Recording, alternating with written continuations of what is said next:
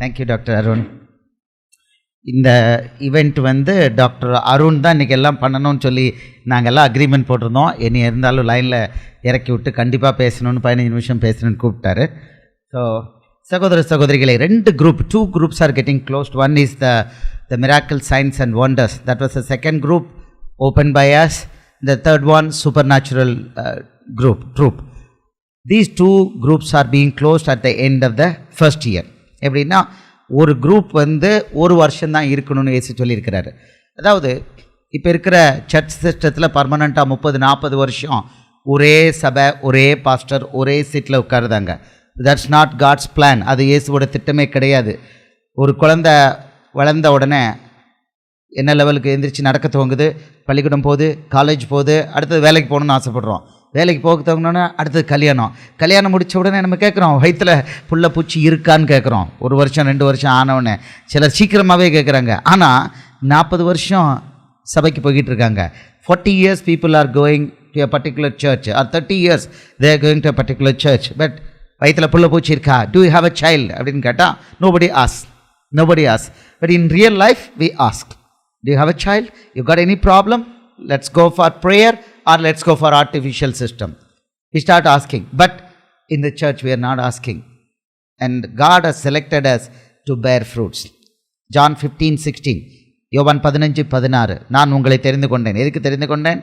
கனி கொடுக்கிறதுக்கு தான் தெரிந்து கொண்டேன். 1 Peter 2:9, 1 பேதுரு 2:9, நீங்களோ உங்களை அந்தகாரத்தினின்று தம்முடைய ஆச்சரியமான ஒளி நேரத்திற்கு வரவழைத்தவருடைய புண்ணியங்களை தெரிவிக்கும்படி அறிந்து கொள்ளப்பட்ட சந்ததியாயும். அது we are his generation, his own people. எதுக்கு? அவரை பற்றி சொல்கிறதுக்கு, to teach, to tell about him சொல்கிறார். ஜான் 15:8 சொல்கிறார். யோவான் 15:8, நீங்கள் மிகுந்த கனிகளை கொடுப்பதனால் என் பிதா மகிமைப்படுவார், எனக்கும் சீஷராக இருப்பீர்கள். அப்போ இயேசுவுக்கு சீஷர் இருக்கணும்னா, இயேசுவுக்கு உண்மையான பிள்ளையாக இருக்கணும்னா சும்மா இல்லை, கொஞ்சம் இல்லை, மிகுந்த கனிகளை கொடுக்கணும். அவர் ஒரே ஒரு கனி தான் சொல்கிறாரு, go preach gospel and make disciples. Mark 16:15 அவர் சொல்லியிருக்கிறாரு. மத்தேயு 28:18-19 தான் ஃபுல்லாக அவர் பேசிக்கிட்டு இருந்தார். அதுதான் இயேசு சொன்னது ஒன்று தான். நீங்கள் ஞாயிற்றுக்கிழமை ஆராதனை கூடுங்க, 2 மணி நேரம் பாட்டு பாடுங்க, இதெல்லாம் அவர் சொல்லவே இல்லை. ஞாயிற்றுக்கிழமை கூடுங்கன்னு பைபிளில் சொல்லலை. ஒரு கட்டடத்தில் கூடுங்க, ஒரு பாஸ்டர் கீழே வந்து நீங்கள் வந்து உட்காருங்க, பைபிளில் இல்லை. பாஸ்டருங்கிற கேரக்டரே அப்போஸ்தல நடவடிக்கையில் இல்லை. ஆனால் இன்றைக்கி வந்து உண்மையான சபை இயேசுவுடைய சரீரம்ங்கிறது இல்லை. பட் உண்மையான சரீரம் இதுதான். என்னன்னா, நம்ம போய் அவருடைய புண்ணியங்களை அறிவிக்கணும். அல்லேலூயா, இதை பண்ணணும். இப்போ இதுக்காக இந்த குரூப்பையும் அவர் ஆரம்பிக்க வச்சார். ஏப்ரல் 27, 2015 ஃபஸ்ட் குரூப்பை ஆரம்பிக்க வச்சுட்டு, அதாவது உண்மையான சபை என்ன, உண்மையான இயேசுவுடைய சரீரம் எப்படி செயல்படணும் அதை பற்றி பேசணும், வேறு எதுவும் கிடையாது. ஆமாம், இயேசு பார்த்தீங்கன்னா எப்படி ஆரம்பித்தார்னா, மத்தேயு 4:17 ஆரம்பிக்கிறார். அவர் மினிஸ்ட்ரி ஆரம்பிக்கிறார். மனம் திரும்புங்கள், பரலோக ராஜ்யம் சமீபமாக இருக்கிறது ஸ்டார்ட் பண்ணார். எங்கேயாவது ஒரு இடத்துல டீவியேட் பண்ணாரான்னு பார்த்தீங்கன்னா கிடையாது. எங்கே போனாலும் அவர் அதுதான் பேசுகிறாரு. மனம் திரும்புங்கள், பரலோக ராஜ்யம் சமீபமாக இருக்கிறது. அவர் சீஷர்களுக்கு அறிவுரை கொடுக்குறார். மத்தேயு 7:8-9 அவர் சொல்கிறாரு, நீங்கள் போகையில் மனம் திரும்புங்கள், பரலோக ராஜ்யம் சமீபத்திற்குதுன்னு சொல்லுங்கள். சொல்லிவிட்டு வியாதியஸ்தரை சொஸ்தப்படுத்துங்க. மத்தேயு 10:7-8, வியாதியஸ்தரை சொஸ்தப்படுத்துங்க, மரித்தோரை உயிரோடு எழுப்புங்க. லூக்கா 10வது அதிகாரம் 9வது வசனம் இதை தான் சொல்கிறாரு. வியாதியஸ்தர்களை சொஸ்தப்படுங்க, அடுத்தது சொல்லுங்கள், பரலோக ராஜ்யம் சமீபமாக இருக்கிறது. அப்போ அவரும் அதை தான் செஞ்சார், சீஷர்களுக்கு அதை தான் சொன்னார். கடைசியில் அவர் பரமேற போகும்பொழுது, மரித்து உயிர்த்தெழுந்து பரமேற போகிறாரு. அப்போஸ்தலர் 1:3 அதை பார்க்குறோம். அங்கேயும் சீஷர்கள்ட்ட ஜஸ்ட் பரமேற போகிறதுக்கு முன்னாலும் பரலோக ராஜ்யத்தை குறித்ததை விவரமாக பேசினார். வேறு எதுவுமே அவர் பண்ணலை, வேறு பேசலை. எதுக்கு அவர் எழுதி வச்சுருக்கிறாரு?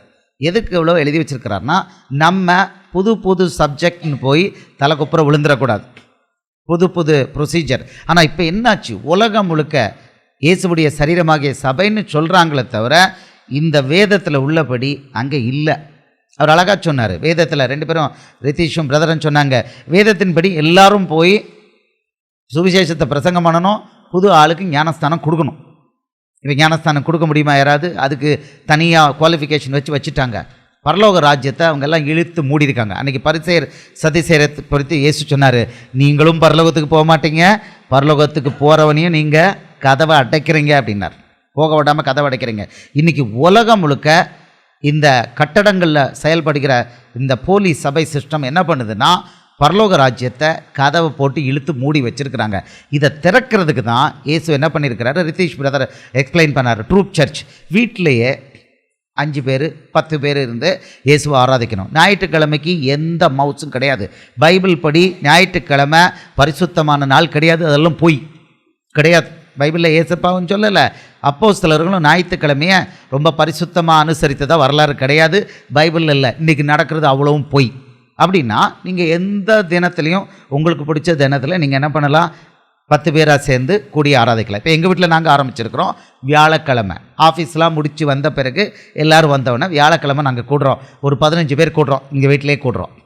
இன்றைக்கி சனிக்கிழமை இன்றைக்கி நம்ம கூடியிருக்கோம். ஸோ ஞாயிற்றுக்கிழமைக்கு எந்த விதமான இம்பார்ட்டன்ஸும் பைபிளில் கிடையாது. ஆனால் மனுஷன் கட்டடத்தை கட்டி தன்னுடைய வியாபாரம் தான் குடும்பம் நல்லா இருக்கணும்னு பொய் சொல்லி ஞாயிற்றுக்கிழமையை என்ன பண்ணிட்டான், வியாபார நாளாக்கிட்டான். ஆனால் பரிசுத்தமான நாள் ஓய்வு நாள்னு சொல்லி உங்களையும் என்னையும் ஏமாற்றி வச்சுருக்கிறாங்க. இந்த பரிசுத்தமான ஓய்வு நாள் எங்கே இருந்தது, பழைய ஏற்பாட்டில் 10 கற்பனைகளில் இருந்தது. அது கிடையாது. அது எல்லாத்தையும் இயேசு என்ன பண்ணிட்டாரு, சிலுவையில் ஒன்றுமில்லைன்னு ஆக்கிட்டார். அழகாக பைபிளில் பச்சையாக இருக்குது. ரோமர் 10:4 விசுவாசிக்கிற யாவருக்கும் என்னவா, இயேசு நியாயப்பிரமாணத்தின் முடிவாக இருக்கிறார்.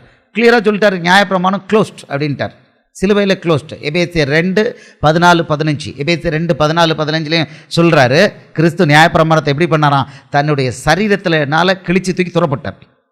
தன்னுடைய சரீரத்தை பிக்க ஒப்பு கொடுத்து நியாயப்பிரமாணத்தை இல்லைன்னாக்கிட்டார். இவங்க எல்லாம் நியாயப்பிரமாணத்தை கொண்டிருக்கிறாங்க. என்ன கொண்டிருக்காங்க, ஒன்று கட்டடம், அவர் கட்டடத்தை இடித்தார், அந்த தேவாலயத்தின் திரைச்சலை கிழிச்சு இனி கட்டடத்தில் நான் இருக்க மாட்டேன்னு சொல்லி காமிச்சார். அப்போஸ்தலனாகிய பவுலை வச்சு சொன்னார். அப்போஸ்தலர் 17:24 சொன்னார், வானத்தையும் பூமியும் படைத்த இந்த தேவன் கட்டடத்தில் மனுஷன் கையால் கட்டின ஆலயத்தில் இருக்கவே மாட்டார். நமக்கு புரியாதுன்னு சொல்லிட்டு கிளியராக அங்கேயும் சொல்லியிருக்கிறார். ஆனால் இவங்க என்ன பண்ணிட்டாங்க, நியாயப்பிரமாணத்துக்கு பின்னால் கொண்டு போயிட்டாங்க. சபையை, இயேசுடைய சரீரத்தை என்ன பண்ணிட்டாங்க, திருப்பி கட்டடத்துக்குள்ளே கொண்டு போயிட்டாங்க. இன்றைக்கி தேவனுடைய ஆலயம்னு பைபிள் எதை சொல்லுது, பைபிளை நம்ம தான் க்ளீனாக இருக்கும். 1 கொரிந்தியர் 3:16-17 நீங்களே தேவனுடைய ஆலயம். அது இப்படி அவர் சொல்கிறாரு. யோவான் 14:15-16 வசனங்களில், யோவான் 14:15-16 க்ளீனாக சொல்கிறாரு, அவர் உங்களுக்குள்ளே இருப்பதனால் நீங்கள் அவரை அறிவீர்கள். உலகம் அவரை பார்க்காது, அவரை அடையாது. இது நமக்குள்ளே இருக்கிறவர் யார், பரிசுத்த ஆவியானவர். பரலோக ராஜ்யம் எங்கே இருக்குதுன்னு அவர்கிட்ட கேட்டாங்க. லூக்கா 17:20-21 கேட்டாங்க. அவர் சொன்னார், பரலோக ராஜ்யம் பிரத்யட்சமாக வராது, இங்கே இருக்குது அங்கே இருக்குது, இந்த கட்டடம் அந்த கட்டடம், இவருக்கு கீழே இருக்கிற சபை அவருக்கு கீழே இருக்கிற சபை, இது கிடையாது, அப்படிலாம் கிடையாது. பரலோக ராஜ்யம் உங்களுக்குள் இருக்கிறது. இந்த பரலோக ராஜ்யம்னா என்னென்ன நமக்கு கற்றுக் கொடுக்கல. பரலோக ராஜ்யம்னா பரிசுத்த ஆவியானவர். அவர் இயேசு சொன்னார், மனம் திரும்புங்கள் பரலோக ராஜ்யம் சமீபத்திற்குன்னு. அவர் என்ன சொன்னார்னா, எப்பா நான் தான் பரலோக ராஜ்யம்ப்பா, நான் பரமேறி விலை கொடுத்து பரமேறி போன பிறகு என் ஆவியை அனுப்ப போகிறேன், உங்களுக்குள்ளே நான் வரப்போகிறேன்ப்பா, கொஞ்ச நாள் என்னை காணாதிருப்பீர்கள், மீண்டும் என்னை காண்பீர்கள்னாரு. போனார். அவர் 3 நாள் கல்லறைக்குள்ளே இருந்து வெளியில் வந்தார். இன்னைக்கு வரைக்கும் நமக்குள்ள வாசமாக இருக்கிறாரு. அல்லேலூயா. நமக்குள்ள பரிசுத்த ஆவியானவர் வாசமாக இருக்கிறாரு. இதுதான் பரலோக ராஜ்யம், இவர் தான் பரலோக ராஜ்யம். நமக்குள்ள அவர் வந்த உடனே நம்ம என்னவாயிட்டோம் தெரியுமா, அதையும் பைபிள் அழகாக எழுதி வச்சிருக்கிறாரு. மத்தேயு 16:28 எழுதி வச்சிருக்கிறாரு. படித்தா 2 தடவை படித்தா புரிஞ்சிடும். மனுஷகுமாரன் தம்முடைய ராஜ்யத்தில் வரும்போது, நம்ம தான் அவருடைய ராஜ்யம். நம்ம என்னவாயிட்டோம்னா, நம்ம ஞானஸ்தானம் பெற்ற உடனே, தண்ணியில் முங்கி ஞானஸ்தானம் பெற்ற உடனே நம்ம என்ன வரோம்னா, கிறிஸ்துவின் ராஜ்யம் ஆயிருந்தோம். We become the kingdom of Jesus. நம்ம தான் கிறிஸ்துவின் ராஜ்யம். இப்போ நம்ம தான் தேவாலயம். அப்படின்னா ஞாயிற்றுக்கிழமை தேவாலயத்துக்கு வாங்க அப்படின்னு சொன்னாங்கன்னா அது எவ்வளோ பெரிய பொய். அடுத்தது தசம பாகங்கிறது அது பழைய ஏற்பாட்டு நியமம், ஓல்டு கவர்னன்ட், நியாயப்பிரமாணம். அந்த நியாயப்பிரமாணத்தை இயேசு கம்ப்ளீட்டாக சிலுவையில் காலி பண்ணிட்டாருன்னு நம்ம பார்த்தோம் ஏற்கனவே. நியாயப்பிரமாணத்தில் அவர் சொல்கிறார், அங்கே சொல்கிறார், லேவியராகமம் 17வது அதிகாரம் 30-33. எப்போ, இன்னையிலேருந்து ஒரு இயேசு வர்றதுக்கு முன்னால் 1500 வருஷத்துக்கு முன்னால் கொடுக்கப்பட்டது. இன்னையிலேருந்து ஒரு 3500 வருஷத்துக்கு முன்னால் கொடுக்கப்பட்டது. அதை இயேசு சிலுவையில் காலி பண்ணிட்டார். க்ளோஸ் பண்ணிட்டார், ரத்து பண்ணிட்டார். இன்னைக்கு தசமபாகம் வாங்குறாங்க. தசமபாகம் யூதர்களுக்கு மட்டும்தான். எபிரேயர் 7:5 தெளிவாக கொடுக்குறாரு. யூதர்களுக்கு மட்டும். இயேசு சிலுவையில் உயிரை கொடுத்த உடனே மொத்தமும் க்ளோஸ்ட். இன்றைக்கி தசமபாகம் கிடையாது. இன்றைக்கி என்னென்னா மத்தேயு 25:31-46, மேத்யூ 25:31-46 தெளிவாக கொடுத்துருக்கிறாரு. ஏழைகளுக்கு நீங்கள் எது பண்ணுறீங்களோ அதுதான் எனக்கு பண்ணுறீங்கன்ட்டார். நான் காவலில் இருந்தேன், என்னை பார்க்க வந்தீங்க. வியாதியஸ்தராக இருந்தேன், என்னை விசாரிக்க வந்தீங்க, அதனால் உங்களுக்கு பரலோகம். நான் காவலில் இருந்தேன், என்னை பார்க்க வரல. வஸ்திரம் இல்லாத இருந்தேன், வஸ்திரம் கொடுக்கல. சாப்பாடு இல்லாத இருந்தேன், சாப்பாடு கொடுக்கல. வியாதியாக இருந்தேன், என்னை பார்க்க வரல, விசாரிக்க வரல, உனக்கு பரலோகம் கிடையாது. இப்படி எழுதி வச்சிருக்கிறார். சபிக்கப்பட்டவர்னு சொல்லியிருக்கிறார். வியாதியஸ்தரை போய் பார்த்து ஜெபம் பண்ணலை, விசாரிக்கலைன்னா சபிக்கப்பட்டவனே சொல்லியிருக்கிறார். இந்த சத்தியத்தை சொல்லாமல் இந்த பொய் சபைகள், போலி சபைகள் எல்லாம் மறைச்சி வச்சு நீங்கள் எங்களுக்கு பணத்தை கொடுங்க, அதுதான் பரலோக ராஜ்யத்தை கட்டுறது. பில்டிங் போடுறது பரலோக ராஜ்யங்க. பில்டிங் கட்டுறது பரலோக ராஜ்யங்கிறது. இதை போல தமிழில் இதுக்கு பேர் ஒன்று கொடுத்தீங்கன்னா அயோக்கியத்தனம்னு சொல்லலாம். This is the fraudulent thing. Bible மேலே சத்தியம் பண்ணிவிட்டு இவங்க பண்ணுற இந்த அயோக்கியத்தனத்துக்கு கர்த்தர் கண்டிப்பாக நீதி பண்ணுவார். பில்டிங்குக்கும் இயேசுவுக்கும் சம்பந்தமே கிடையாது. அவர் பில்டிங்கில் வாசம் பண்ணுற தேவனே அல்ல.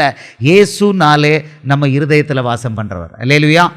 இவங்க கட்டடத்தை தேவாலயம்னு சொல்லி ஏமாற்றி உங்களையும் என்னையும் தாலி முதற்கொண்டு பிச்சு கொடுக்க வச்சு பெரிய பெரிய பெட்டியாக வச்சு தாலியெல்லாம் வாங்கி என்ன பண்ணுறாங்க? பில்டிங் கட்டுறாங்க. யாருக்கு பில்டிங் கட்டுறாங்க? அவங்க தங்களுடைய ராஜ்யத்தை கட்டுறாங்க. இயேசு பார்த்தாரு, யாருக்கும் எச்சரிக்கை கொடுத்து ஒருத்தரும் கேட்குற மாதிரி இல்லை. ஜீசஸ் அட் ஒர்க் பிளேஸ்னு 27 ஏப்ரல் 2013 ஒரு கன்னியாஸ்திரி, ரோமன் கத்தோலிக்க கன்னியாஸ்திரியை ரட்சிக்கப்பட வச்சு அவங்கள வச்சு நடத்தினார். அவங்கள வச்சு இவங்களை யாரும் ஒப்பேரலன்னு சொல்லி அவங்கள வச்சு நடத்தினார். எப்பா, கிறிஸ்துவோட ராஜ்யம் இந்த கட்டடங்கள் இல்லை, எல்லா வேலைத்தலங்களில் ரோட்டில் இருக்குதுன்னு சொல்லிட்டு அதுக்கு பேரே வச்சார், ஜீசஸ் அட் ஒர்க் பிளேஸ். அவர் சொன்னார், அழகாக ரித்தீஷ் சொன்னார், நான் ஷேர் ஆட்டோவில் போகும்போதும் இயேசுவை பற்றி பேசுகிறேன். இதுதான் பரலோக ராஜ்யம். நீங்கள் தான் பரலோக ராஜ்யம் நடக்கிறீங்க, இயேசுவின் ராஜ்யம். எங்கே போனாலும் இயேசுவை பற்றி சொல்லணும். சொன்னால் அவன் எனக்கு சந்தோஷம் இல்லாமல், சமாதானம் இல்லாமல், வியாதியில் நீங்கள் எடுத்தீங்கன்னா, இன்றைக்கி உலகத்தில் இங்கே ரோட்டில் நீங்கள் எடுத்தீங்கன்னா 10 பேர் எடுத்தீங்கன்னா 8 பேர் 9 பேர் பிரச்சனை இல்லாமல் இல்லை. யாராவது ஒருத்தர் இயேசுவனை நேசிக்கிறார், உனக்கு பிரச்சனைகளுக்கு தீர்வு தரார் அப்படின்னு சொல்கிறதுக்கு ஆள் இல்லை. ஆஸ்பத்திரியில் நாங்கள் போகிறோம், கேன்சர் பேஷண்ட்ஸை நானும் டாக்டர் அருணும் போய் பார்க்க போகிறோம்னா எல்லாரும் சொல்லியிருப்பாங்க, நீ பிழைக்கவே மாட்டேன். அதை நம்பிடுறாங்க அந்த பேஷண்ட்ஸை. நம்ப வைக்கிறான் பிசாசு. நான் செத்து போயிடுவேன். போனால் அவங்களுக்குள்ளேருந்து சத்தம் வரும், நான் செத்து போயிடுவேன். எனக்கு ஒரு வரம் இல்லை, ஆனால் அவருக்கு இருக்குது. அவங்களுக்கு உள்ளுக்குள்ளே என்ன சத்தம் கேட்குதுன்னு அவர் சொல்லிடுவார். எனக்கு உடனே சொல்லிடுவார், சத்தம் கேட்குது. என்ன சத்தம்? நான் செத்து போயிடுவேன்னு சொல்லிக்கிட்டு இருக்காங்க. இப்போ அவங்க செத்து போயிடுவேன்னு சொல்லிகிட்டு இருக்கிறத நாங்கள் 2 பேரும் சேர்ந்து இயேசுவோட வல்லமையினால ரிமூவ் பண்ணணும். நீ சாக மாட்ட, உனக்கு இவ்வளோ பெரிய விஷயம் காத்துக்கிட்டு இருக்கு, பெரிய ஊழியம் காத்துக்கிட்டு இருக்கு. இதை சொல்லணும். அத்தனை பேரும் செத்து போயிட்டு இருக்குங்கும் பொழுது நாங்கள் 2 பேரும் போய் சொல்லுவோம், உனக்கு சாவு இல்லை. ப்ரேயர் பண்ணினா 1 செகண்டில் வலி போகுது. 1 செகண்டில் வலியை குறைக்கிறாரு. அப்படியே குறைக்கிறார், டக்குன்னு காமிக்கிறார், அடையாளத்தை காமிக்கிறார். அனுதினம் இதை பண்ணுறார். இயேசு இதை தான் எதிர்பார்க்குறார். பிள்ளை, நான் எதுக்கு வந்தேன் உலகத்துக்கு? நானோ ஜீவன் கொடுக்கவும் அந்த ஜீவன் பரிபூர்ணமாகவும் வந்தேன். ஆமாம், யோவான் 10:10 சொல்கிறாரு, திருடன் திருடவும் கொல்லவும் அழிக்கவும் வருகிறான், நானோ அவைகளுக்கு ஜீவன் உண்டாயிருக்கவும் அந்த ஜீவன் பரிபூர்ணமாகவும் வந்தேன்னு சொல்லியிருக்கிறாரு. அவருக்கு பிள்ளைகள் நம்ம என்ன சொல்லணும்? வெளியில் போய் பிசாசு மாதிரி நம்ம போய் நீ செத்துப்போன்னு சொல்லக்கூடாது. அவன் செத்துப்போன்னு சொல்லியிருக்கும் பொழுது நீ சாக மாட்ட, நீ இயேசுவுடைய பிள்ளை, இந்தந்த ஸ்ட்ராட்டஜி டக்கு அறிக்கை இடு. அழகாக சொல்லி கொடுத்தார், அறிக்கை இடு. என் கணக்குக்கு போன உடனே அவங்க கணக்கில் ஏதாவது சாபம் இருந்தால் முதல்ல அதை நீக்கணும். வழி என்ன? தண்ணியில் முக்கி அவங்கள வெளியில் எடுத்துட்டா என்னாச்சு? அவங்க பிறந்ததுலேருந்து போட்ட அத்தனை சாபமும், அவங்க மேலே வந்த சாபமும் டக்குன்னு கேன்சல் ஆகுது. 1 நிமிஷத்தில் இலவசமாக கேன்சல் ஆகுது. முதல்ல அதை கேன்சல் பண்ண வைக்கணும். அடுத்தது அவங்க அம்மா அப்பா வழியாக வந்திருக்கா, கூப்பிடு உங்கள் அம்மா அப்பாவை எப்படியாவது தண்ணியில் முங்க வச்சுட்டா அவங்க வழியாக பிள்ளைக்கு வந்த சாபம் கேன்சல். இப்படி ஸ்ட்ராட்டஜைஸ் பண்ணணும். அடுத்தது அவர் அழகாக சொல்லிக் கொடுப்பார், நீ இந்த மாதிரி அறிக்கை போடு, பிசாசை வெளியே போன் கட்டளை போடு, இயேசுவின் நாமத்தில் போகும். அது நடந்துக்கிட்டே இருக்குது, தொடர்ந்து வருது. இயேசு இதைத்தான் எதிர்பார்க்குறார். இதுதான் சபை, இதுதான் அவருடைய சரீரம், இவங்க தான் அவருடைய பிள்ளைகள். எழுதி வச்சிருக்கிறார், இவங்க தான் அவங்களுடைய பிள்ளைகள். இப்போ இவங்க யாரும் பண்ணலைன்னு சொல்லிட்டு சிஸ்டர் ஆஞ்சலிக்காவை வச்சு அதை விளக்குனார். பெரிய கூட்டம் நடத்தினார். அவங்க கையில் காசு கிடையாது, தசமாவு கிடையாது, சபை கிடையாது, ஒன்றும் கிடையாது. அவங்கள வச்சு ஒரு பெரிய கூட்டத்தை வண்டலூரில் கூட்டினார். ஏப்ரல் 27, 2013. அன்றைக்கு தேதிக்கு என்ன பண்ணிட்டாரு, கொஞ்சம் நஞ்சம் கிருபைகள் அந்த போலீஸ் சபைகள் மேலே இருந்ததை வெளியில் எடுத்துட்டார். எடுத்து கிருபை யார் கையில் கொடுத்துட்டார் தெரியுமா? ரோட்டில் நிற்கிற நம்ம மேலே கொடுத்துட்டார். ரோட்டில் போகிற நம்ம மேலே கொடுத்துட்டார். ஆமாம், என்ன மாதிரி டாக்டர் அருண் மாதிரி உங்களை மாதிரி எல்லாத்தையும் ஜஸ்ட்டு ஒன்று செய்யணும், இயேசுவின் நாமத்தில் வியாதியை வெளியே போ அப்படின்னு கட்டளை கொடுக்கணும். இப்போ இவர் பிரதர் சண்முகம் சொன்ன சாட்சியை கேட்டிங்க. ஒரு மாதம் தான் இயேசுக்குள்ளே வந்து இவருக்கு ஒய்ஃபுக்கு வியாதினா என்ன பண்ணுறாரு, எனக்கு ஃபோன் பண்ணலை, பாஸ்டருக்குலாம் பாஸ்டருங்கிறது கேரக்டரே தெரியாது, இவருக்கு பாஸ்டருங்கிற கேரக்டரே தெரியாது. அது கேரக்டர் இன்ட்ரடியூஸ் பண்ணலை. வாழ்நாளுக்கு இவரை யாரும் இன்ட்ரடியூஸ் பண்ணக்கூடாது. அந்த கேரக்டர் மோசமான கேரக்டர்னு ஒன்றுன்னா அதுக்கு பேர் பாஸ்டர். யாருக்கும் ஒரு ஃபோன் பண்ணல, எனக்கும் சொல்லலை. இங்கே தான் சொல்கிறார். அவர் என்ன பண்ணார், நேராக அம்மாவுக்கு வயிற்றில் எங்கே வலியோ இயேசுவின் நாமத்தில் வலிய வெளியே போயிடுச்சு. இப்போ அம்மா இவங்கள துரத்துறாரு. அம்மா பெரிய பொட்டு வச்சுருக்காங்க, இன்னும் ஞானஸ்தானம் எடுக்கிறதுக்கு ரெடி இல்லை. ஆனால் பாருங்கள், ஆடான்னு பையனும் வந்துட்டார், மருமகளும் வந்துட்டாங்க. யார் கொண்டு வந்தா? இவருடைய விசுவாசம். இதுதான் சபை. இவர் சும்மா இருப்பார்னு நினைக்கிறீங்களா? இவர் ரோட்டில் இறங்கி இப்போ எல்லாருக்கும் உனக்கு நான் குணப்படுத்தவா, இவர் லைனில் இறங்கிடுவார். இது நாங்கள் கண் கூட பார்க்குறோம். ஞானஸ்தானம் கொடுத்துட்டு சரி பஸ்ஸில் இறக்கி விட்றோம், அடுத்த பஸ் ஸ்டாண்டில் இறக்கி விட்றோம், பின்னால் உட்காந்துட்டு வருவாங்க.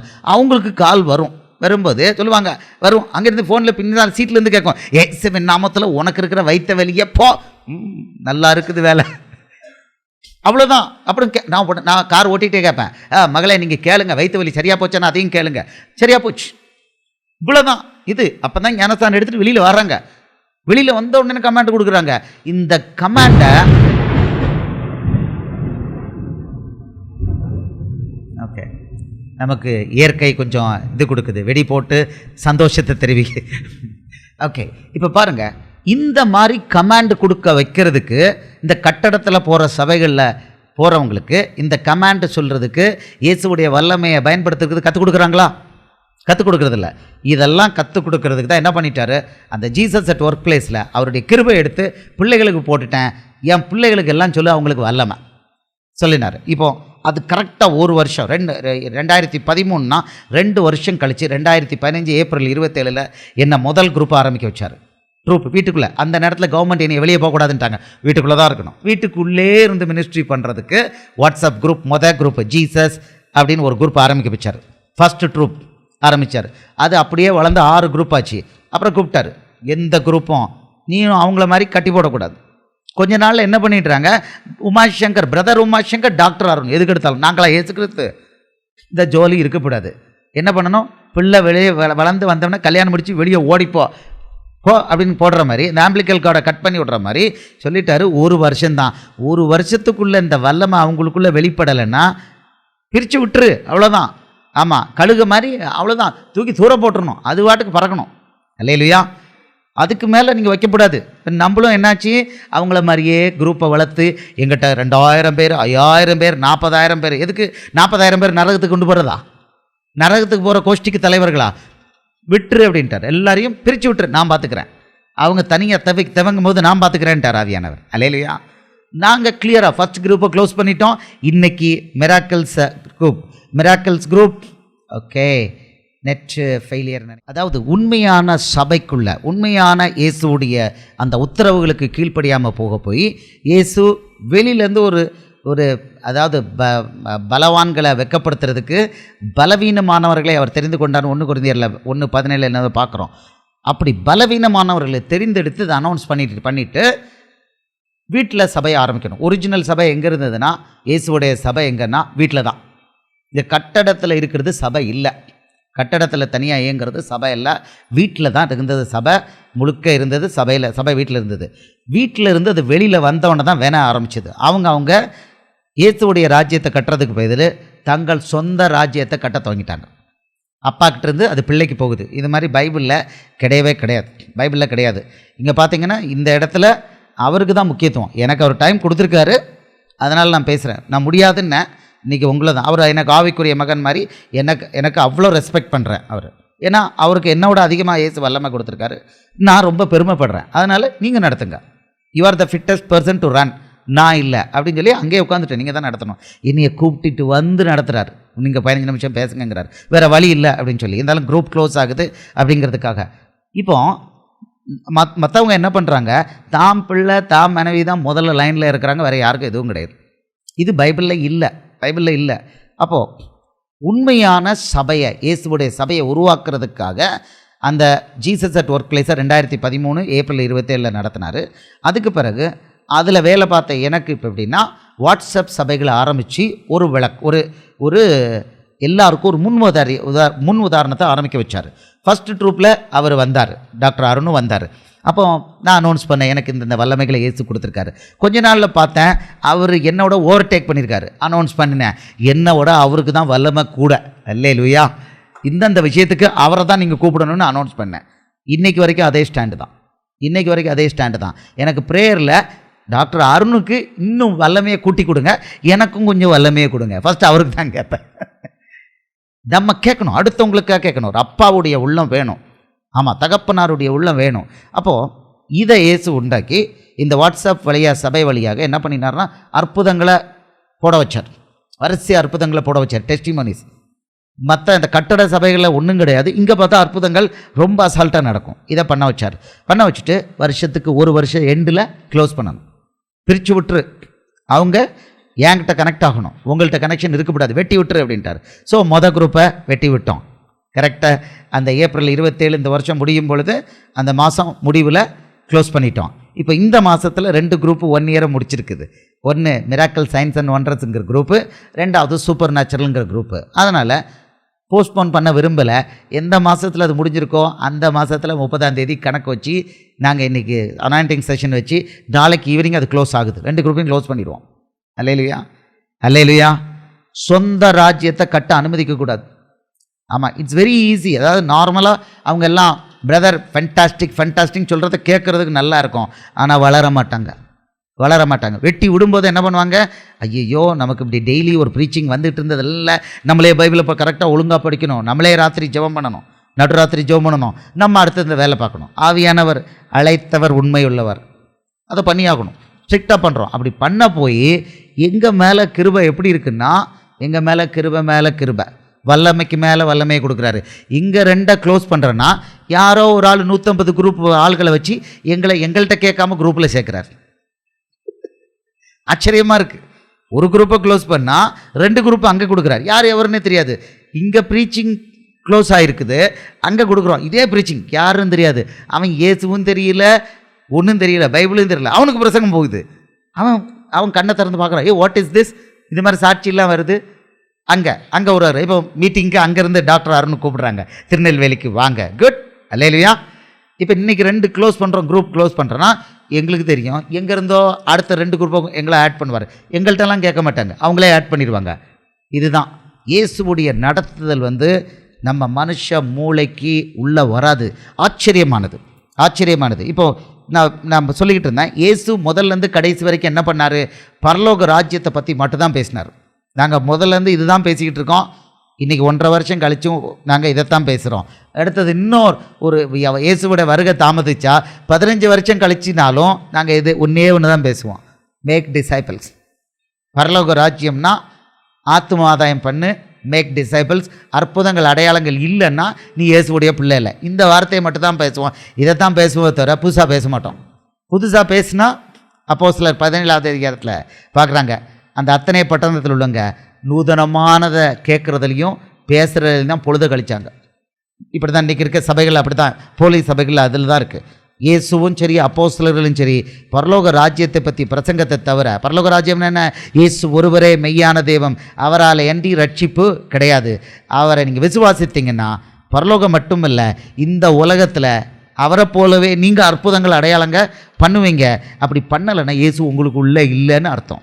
மார்க் 16, 17, 18 அதை எழுதிட்டார். விசுவாசிக்கிறவர்களால் நடக்கும் அடையாளங்கள் என்னன்னு இயேசு சொல்லிட்டாரு. பேய்களை ஓட்டுவாங்க, வியாதிகளை குணப்படுத்துவாங்க. அப்படி இல்லைன்னா விசுவாசிகள் இல்லைன்னு சொல்லிட்டாரு.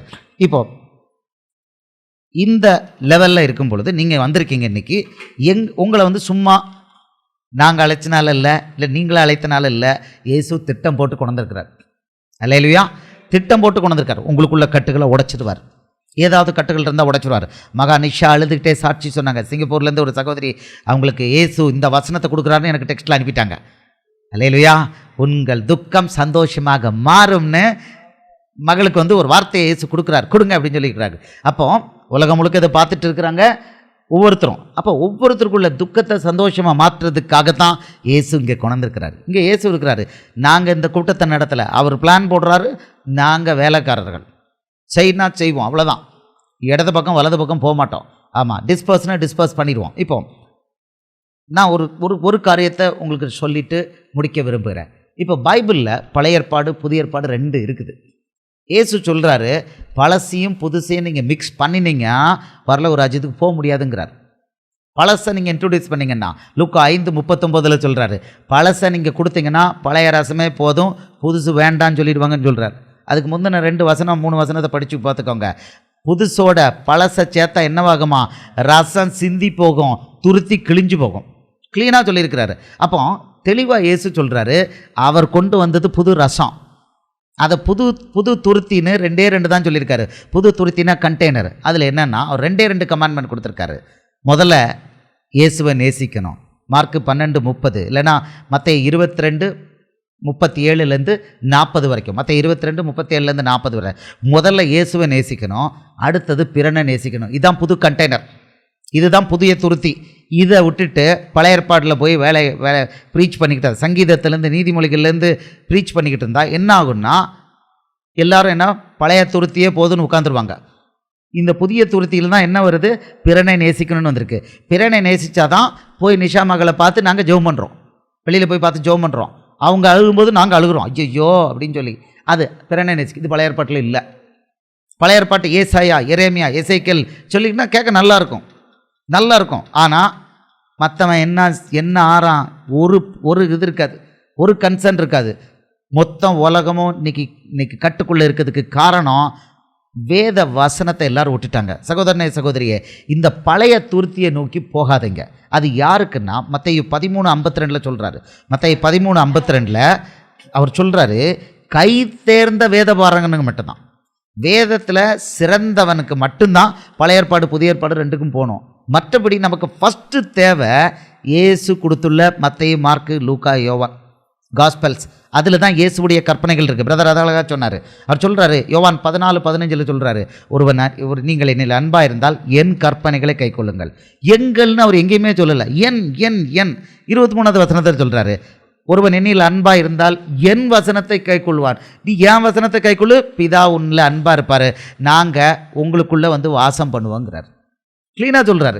இயேசுடைய வசனம். அவர் மோசையோடதை சொல்லலை, தாவீதோட சொல்லலை. அதனால் நீங்கள் சங்கீதத்தை டெய்லி படிக்கிறவங்களா இருந்தால் தயவு செய்து விட்டுருங்க. அது குழந்தை விளையாட்டு, அது அவுட் ஆஃப் சிலபஸ். அதை எடுக்காதீங்க. நீங்கள் படிக்க வேண்டியது மத்தேயு, மார்க்கு, லூக்கா, யோவான். இன்றைக்கி ஃபஸ்ட்டு மெசேஜ். அடுத்தது, நீங்கள் மனுஷனை பார்க்காதீங்க. அவர் அழகாக சொல்கிறார். யோவான் 15வது அதிகாரத்திலேருந்து இதை சொல்லிட்டு முடிக்கிறேன். யோவான் 15 சொல்கிறாரு, நீங்கள் என்னில் நிலைத்திருங்கள்ங்கிறார். அவர் சொல்கிறாரு, யோவான் 15:4 வசனம், என்னில் நிலைத்திருங்கள், நானும் உங்களில் நிலைத்திருப்பேன். கொடியானது திராட்சை செடியில் நிலைத்திராவிட்டால் அது தானாய் கனி கொடுக்க மாட்டாது போல, நீங்களும் என்னில் நிலைத்திராவிட்டால் கனி கொடுக்க மாட்டீர்கள். என்னில்னு தெளிவாக சொல்கிறாரு. எந்த சபையை குறித்தும் சொல்லலை, கட்டடத்தை குறித்து சொல்லலை, பாஸ்டரை குறித்து சொல்லலை, என்ன உங்கள் சகோதரன் உமாசங்கரை குறித்து சொல்லலை, சகோதரன் அருணை குறித்து சொல்லலை. தயவு செய்து மனுஷனை நோக்கி பார்க்காதீங்க. மனுஷன் உங்களை இடற பண்ணுவான். நீங்கள் மனுஷனை நீங்கள் ரொம்ப மரியாதை பண்ணிங்கன்னா அந்த மனுஷியை வச்சியே உங்களை இடற பண்ணி விட்டுருவார். ஏசப்பாவே பண்ணிவிடுவார், இடற பண்ணிடுவார். அவர் தெளிவாக சொல்லியிருக்கிறாரு, என்னில் நிலைத்திருங்கள். இந்த சபையில் தான் உங்களை நட்டு வச்சிருக்கிறாருன்னு பொய் போதகம் பண்ணுற போதகர் இன்றைக்கி நிறைய வந்திருக்காங்க. இயேசு, நீங்கள் உங்களை திராட்சை செடி, உங்களை இந்த சபையில் இந்த திராட்சை தோட்டத்தெல்லாம் நட்டியிருக்கிறாங்கன்னு சொல்லிட்டு இப்போ என்ன சொல்கிறாங்க, பொய் சுவிசேஷன்னு சொல்கிறாங்க. எங்கேயும் இயேசு நட்டலை, அவருக்குள்ளே நட்டியிருக்கிறாரு. அவர் உங்களுக்குள்ளே இருக்கிறாரு. நீங்கள் ஒவ்வொருத்தரும் ராஜகுமாரத்தி. 1 பேதுரு 2:9 அவருடைய பிள்ளைகள். யோவான் 1:12 ராஜாவுடைய பிள்ளைகள். அடித்து பிடிச்சி நீங்கள் அவருடைய வல்லமையை வெளிப்படுத்தணுமே தவிர, என்ன இங்கே நட்டிருக்காரு நான் இங்கிட்டே இருப்பேன் அப்படின்னா நரகத்துக்கு போகிறதுக்கு நல்ல வழி. அது நம்பாதீங்க, மனுஷனை நம்பாதீங்க. எல்லாம் போதகர்களில் அத்தனை பேரும் என்னவா இருக்காங்க, போலி போதகர்களாக இருக்காங்க, தீர்க்கதரிசிகள் அநேக பேர் கள்ள தீர்க்கதரிசிகளாக இருக்காங்க. மனுஷனை நம்பாதீங்க, விருதா, வேஸ்ட்டு. மனுஷனை நம்புறது வேஸ்ட்டு. இயேசு தெளிவாக சொல்கிறாரு, என்னில் நிலைத்திருங்கள். அடுத்தது அதுக்கு எப்படி நிலைத்திருக்குதுன்னு சொல்கிறாரு. அவர் சொல்கிறாரு, நானே திராட்சை செடி, 5வது வசனம், நீங்கள் கொடிகள், ஒருவன் என்னிலும் நான் அவனிலும் நிலைத்திருந்தால் அவன் மிகுந்த கனிகளை கொடுப்பான். என்னை அல்லாமல் உங்களால் ஒன்றும் செய்யக்கூடாது. என்னை அல்லாமல் உங்களால் ஒன்றும் செய்யக்கூடாது. அங்கே என்ன சொல்லுவாங்க, இந்த சபையில் நீங்கள் இல்லைன்னா உங்களால் ஒன்றும் செய்யக்கூடாது. ஃப்ராட், போலி உபதேசம். என்னில்ங்கிறாரு இயேசு. அடுத்தது பாருங்க, ஒருவன் என்னில் நிலைத்திராவிட்டால் வெளியே எரியுண்ட கொடியை போல அவன் எரியுண்டு உலர்ந்து போவான். அப்படிப்பட்டவர்களை சேர்த்து அக்கினியிலே போடுகிறார்கள், அவைகள் எரிந்து போகும்.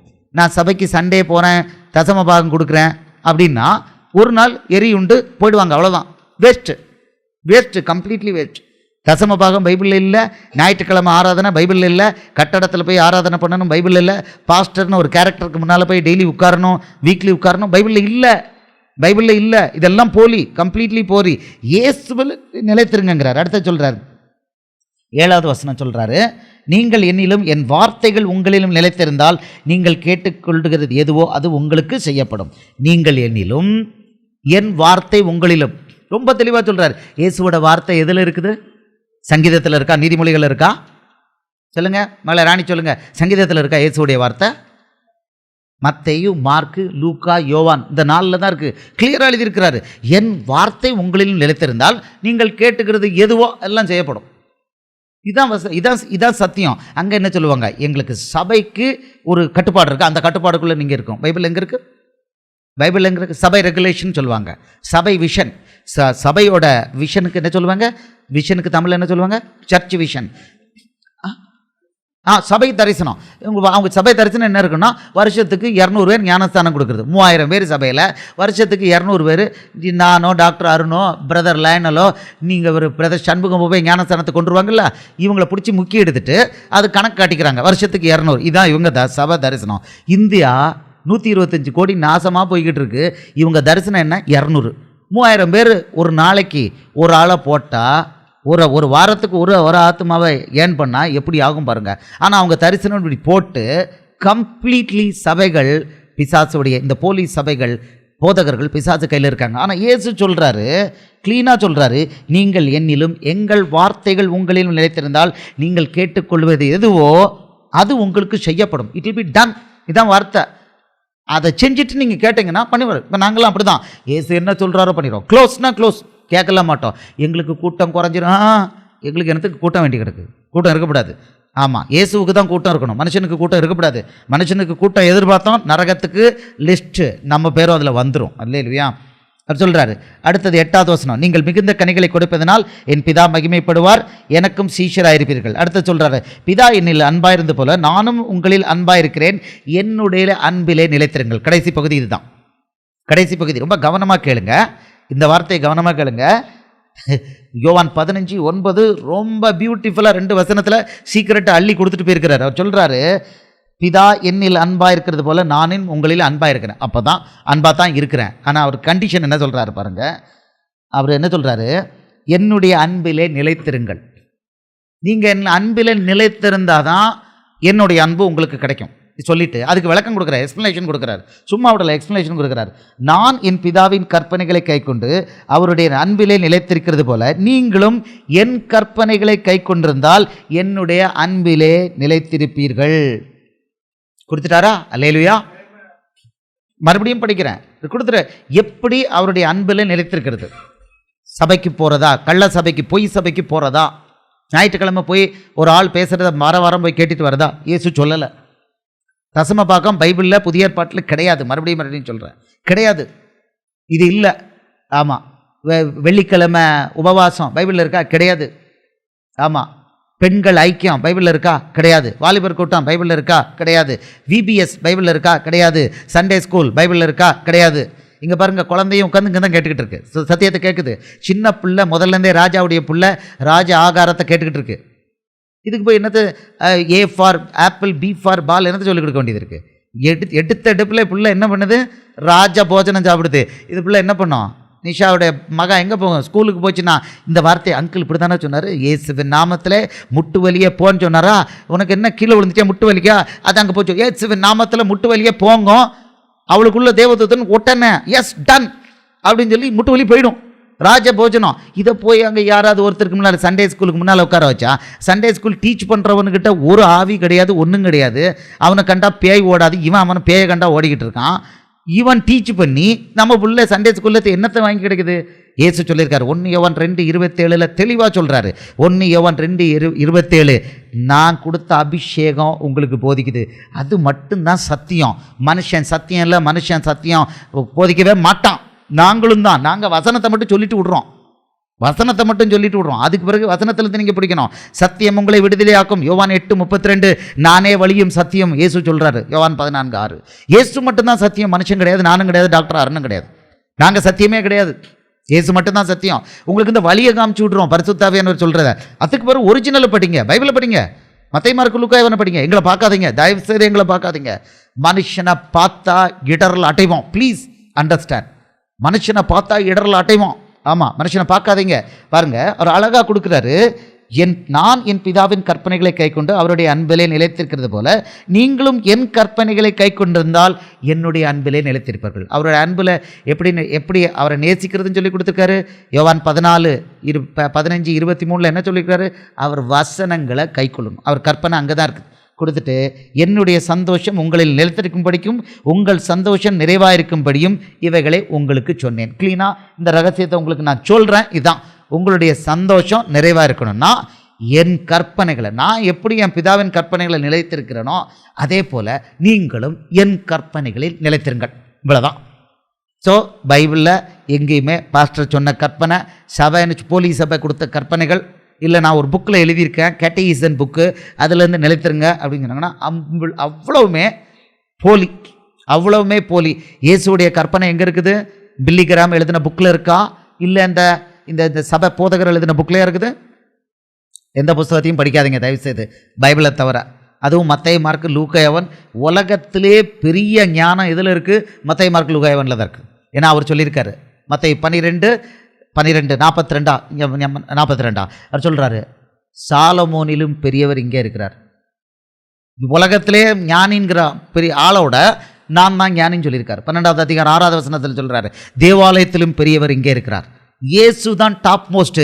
அவர் கொடுத்த கற்பனைகள் 4 புக்கில் இருக்குது. மத்தேயு, மார்க்கு, லூக்கா, யோவான். வெளிப்படுத்தின விசேஷம்லாம் டாக்டரேட், அதுக்குள்ளே இப்போ போக வேண்டாம். நம்ம இப்போ தான் தத்தி பால் குடிச்சிக்கிட்டு இருக்கோம், போதும். அதனால் மத்தேயு, மார்க்கு, லூக்கா, யோவான் இயேசுவுடைய கற்பனைகளை ஒரு மணி நேரம் 2 மணி நேரம் படிங்க. அந்த கற்பனைகளின் படி நடவுங்க, நிலைத்திருங்கன்னு என்ன, பின்பற்றுங்க.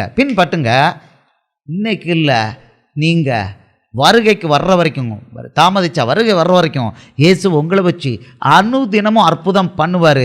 உங்கள் குடும்பங்களில் வியாதி அணுகுதுன்னா காமிச்சு கொடுப்பார். கடைசியாக ஒரே ஒரு வார்த்தை சொல்லி முடிச்சதான் டாக்டர் அருண். முந்தா நாள் கமெண்ட்மெண்ட்ஸ் இங்கே தான் இருக்குது. இதை சொல்கிறார்ல, நானே மெய்யான திராட்சை செடி, என் பிதா திராட்சை தோட்டக்காரர், என்னில் கனி கொடாதிருக்கிற கொடி எதுவோ அதை அவர் அறுத்து போடுகிறார். கற்பனை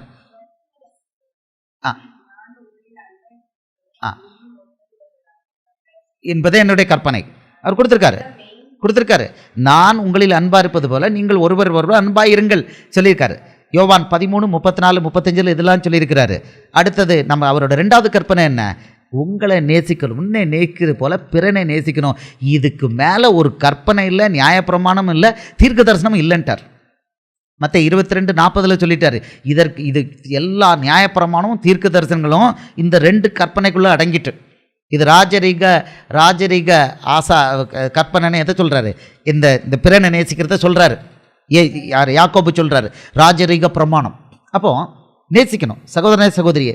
இந்த லாஸ்ட் பாயிண்ட் இதுதான். இன்றைக்கி எங்கள் வியாதி நமக்கு வராதுன்னு சொன்னேன். இப்போது முந்தா நாள் பார்த்தா எனக்கு சொப்பனத்தில் வீட்டுக்கு பின்னால் பார்க்குறேன், ஒரு புலியோடைய பதுங்கி நிற்குது, சும்மா இருக்குது. அடே புலி, ஏடா புலி எனக்கு எல்லாம் உள்ள போங்க அப்படின்னு சொல்லிட்டு கல் எடுத்த புலி இந்த பக்கம் தான் ஒரு அடி அடித்து விரட்டுறேன், அது ஓடுது. பார்த்தா எங்கள் மாமியாருக்கு வைத்த வலினாங்க. ஆஹா டேய் புலி இங்கே தான் நீ வந்திருக்கியா அப்படின்னு சொல்லி மாமியார் அவங்க 3 நாள் வலிக்குதுனாங்க. ஏன் எனக்கு சொல்லலை? ஏசுவின் நாமத்தில் தொலைச்சி விடுவான், பேசாத, ஓடிப்போ. அவ்வளோதான் போயிட்டு ஆமாம் காணாமல் போயிட்டு மாமியாருக்கு. அது நைஸாக பதுங்கி நம்ம அங்கே வேலை பார்த்துட்ருக்கோம், நைஸாக இந்த சைடில் பேக்ரவுண்டில் வழியாக வரலான்னு பார்க்குது. அப்போது அவர் நம்ம குடும்பத்துக்குள்ளதை கவனிச்சுக்கிறாரு. யாத்திராகமம் 15:26, எகிப்தியருக்கு வர்ற எந்த வியாதியும் நான் உனக்கு வரப்பண்ணேன். நாங்கள் அத்தனை பேருக்கும் போய் வியாதியை இயேசுவின் நாமத்தில் கெட் அவுட்னு துரத்திக்கிட்டே இருக்கோம். இங்கே அடிச்சதுன்னா அப்புறம் எப்படி போக முடியும்? அதனால் சுற்றி வளைச்சி 360 டிகிரி நம்மளை பாதுகாக்கிறாரு. யாராவது உங்களுக்கு வியாதி வரும் அப்படின்னு சொன்னால், இவன் மேலே கை வச்சா உனக்கு வியாதி வரும், பிசாசு வரும்னு சொன்னால், அவன் பொய்யனும் பொய்க்கு பிதாவுமாக இருக்கான். அவன் தான் பிசாசு, வேறு யாரும் கிடையாது. இயேசு சொல்கிறார் லூக்கா 10:19, ஒன்றும் உங்களை சேதப்படுத்த மாட்டாது. தான் வசனம். இதோ சர்ப்பங்களையும் தேள்களையும் மிதிக்கவும் சத்துருடைய சகல வல்லமையும் மேற்கொள்ள உங்களுக்கு அதிகாரம் கொடுக்கிறேன், ஒன்றும் உங்களை சேதப்படுத்த மாட்டாது. நீங்கள் பிசாசை என்ன அடியும் அடிக்கலாம், அவன் உங்களை ஒன்றும் தொட முடியாது. இதான் கேரண்டி. மத்தேயு 28:20 சொல்கிறாரு, கேரண்டி, அடுத்த கேரண்டி கொடுத்துருக்காரு. இதோ உலகத்தின் முடிவு பரியந்தம் சகல நாட்களிலும் நான் உங்களோடு இருக்கிறேன். அல்லேலூயா. அப்படி இருக்கும்போது ஒன்று தான் நடக்கும். மத்தேயு 16, மார்க்கு 16:20 சொல்கிறாரு, அவர் கூட இருக்கிறாருன்னா ஒன்று நடக்கும். அவர்கள் புறப்பட்டு சென்று எங்கும் பிரசங்கம் பண்ணினார்கள். கர்த்தர் அவர்கள் கூட இருந்து என்ன நடந்தது? எப்படி பண்ணுறார்? கூட இருந்தால் என்ன நடக்கும்? அவர்களால் நடந்த அடையாளங்களினாலே வசனத்தை உறுதிப்படுத்தினார். அல்லேலூயா. கிளியராக புரிஞ்சுக்கோங்க. அவர் உங்கள் கூட இருப்பேன்னு சொல்லியிருக்கிறாரு. உங்கள் கூட அவர் இருக்கும்போது பிசாசை உங்களை அடிக்க முடியுமா? வியாதி வர முடியுமா? வந்ததுன்னா தொலைச்சி போடுவேன். இதான் லாங்குவேஜ். தொலைச்சி போடுவேன். இப்போ கேன்சர் பேஷண்ட்டுக்கு இப்படி தான் வரட்டுறேன், தொலைச்சி போடுவேன், கெட் அவுட் அப்படின்னு ஒன்று வாமிட்டிங் நிற்குது, எந்த வலி, எல்லா வலியும் டப்பு நிற்குது, டப்பு நிற்குது. பயப்படுறான் பிசாசு நம்மளை கண்டு. ஏன்னா லூக்கா 10:19 கொடுத்துருக்காரு. அவன் நம்மளை கண்டு பயப்படுறான். நீ தலையில கை வச்சா உனக்கு வலி வந்துடும்னு சொன்னான்னா அவன் யாரு? அவன் பொய்யனும் பொய்க்கு பிதாவுமாக இருக்கான், பிசாசு. ஆமாம், உங்களுக்கு ஒரு பிரச்சனை வராது. வருதுன்னா அடிச்சு வளரும். அவன் உங்களை கண்டு நடுங்கி ஓடுதான் பிசாசு. பிசாசுக்கு மேலே உங்களுக்கு அதிகாரம் கொடுத்துருக்காரு. லூக்கா 10:19 பயப்படாதீங்க, மனுஷனை பார்க்காதீங்க. நமக்கு பிரச்சனை வந்தால் பிரதரை கூப்பிடணும். நோ நோ நோ, சர்வ வல்லவர் உங்களோட இருக்கார். அல்லேலூயா. வானத்தையும் பூமியும் படைத்த சர்வ வல்லவர் உங்களோட இருக்கிறாரு. இந்த நல்ல வார்த்தையை உங்களுக்கு நான் பிடிக்கிறேன். நீங்கள் பயப்பட வேண்டியதில்லை. இந்த குரூப் க்ளோஸ் பண்ணுறதை கண்டு தயங்க வேண்டாம். இது இயேசுவுடைய திட்டம். நீங்கள் பயப்படாமல் போய் வேலை பாருங்கள். எப்போ பயப்படணும்னா, இயேசுவுடைய வேலை பார்க்கலன்னா பயப்படணும். அவருடைய கற்பனை என்ன சொல்லியிருக்கிறாரு? என் வார்த்தை நிலைத்திருக்கிறார். அவர் வார்த்தை என்ன? ஒரே ஒரு வார்த்தை கொடுத்துருக்காரு, நீங்கள் புறப்பட்டு போய் சகல எல்லாருக்கும் சுவிசேஷம் அறிவிங்க, சகல ஜாதிகளையும் சீஷராக்குங்க. ஞாயிற்றுக்கிழமை மட்டும் நான் புறப்பட்டு போயிட்டு வந்தால் ஊரில் இல்லாத உபாதையும் இவங்க வீட்டுக்குள்ளே தான் வரும். வசனம் அதுதான் சொல்லுது. அல்லேலூயா. அதனால் இந்த வல்லமையை நீங்கள் பெற்றிருக்கீங்க. இதில் கேட்குறாங்க, லைவாகவும் கேட்குறாங்க, ரெக்கார்டிங்லையும் பார்க்க போகிறாங்க. எல்லாரும் பண்ண வேண்டியது என்னென்னா, இயேசு சொன்ன கற்பனைகளை கை கொண்டு அதில் நிலைத்திருக்கணும். அப்படின்னா வெளியில் போகணும், இயேசுவை பற்றி சொல்லணும், வாயை மூடிட்டு இருக்கக்கூடாது. வியாதிகளை போன்னு கட்டளை போடணும், பயப்படக்கூடாது. நமக்கு திருப்பி அடிக்குமா? பயப்படக்கூடாது. அதுக்கு மேலே நம்ம பவர் இருக்குது. அடுத்தது, வியாதி குணமாகலை அப்படின்னா இயேசுகிட்ட கேட்கணும், உங்கள் வார்த்தை என்னாச்சியா அப்படின்னு கேட்கணும். வசனத்தை 1 மணி நேரம் 2 மணி நேரம் சொல்லி கொடுத்துருக்கேன். மத்தேயு, மார்க்கு, லூக்கா, யோவானை படிக்கணும்.